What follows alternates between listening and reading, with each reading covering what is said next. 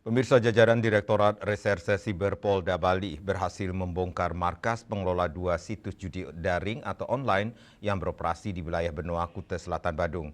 Dari pengungkapan ini, aparat mengamankan 4 pelaku yang notabene oknum mahasiswa.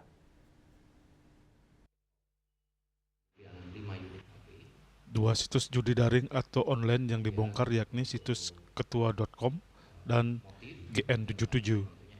Dirresiber Polda Bali, Kombes Polisi Asari Kurniawan mengatakan pengungkapan ini merupakan hasil dari patroli cyber yang dilakukan jajarannya. 4 pelaku berhasil diamankan di Jalan Pratama, Benoa, Kuta Selatan, Badung.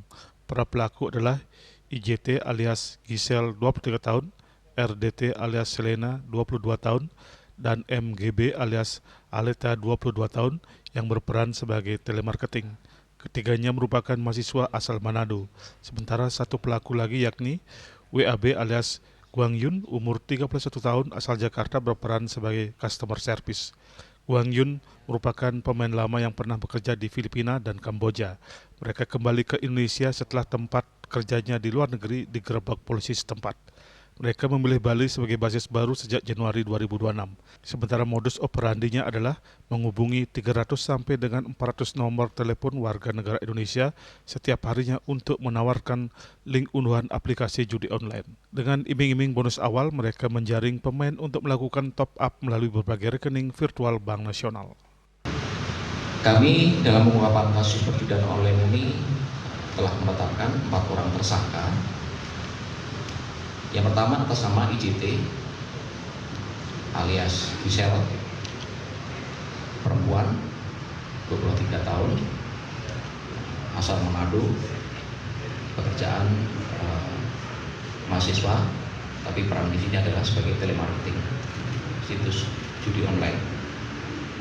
Kemudian yang kedua, nama RFT alias Selena, perempuan 22 tahun, asal juga Manado, pelajar atau mahasiswa, jadi perannya juga sama, telemarketing, situs judol. Kemudian yang ketiga, MGB alias Aleta, perempuan 22 tahun, dari Manado juga, mahasiswa. Ini perannya juga sama, telemarketing, situs judi online ini. Kemudian yang keempat, atas nama WAB alias Guang Yun, ini laki-laki, umur 31 tahun, asalnya Jakarta, pekerjaan mahasiswa, perannya sebagai customer service situs judol. Sementara barang bukti yang disita berupa 4 unit laptop dan 5 unit HP. Para pelaku dijerat pasal 426 ayat 1 KUHP dengan ancaman 9 bulan penjara. Rai Swantara dan Agung Kompiang, Bali TV.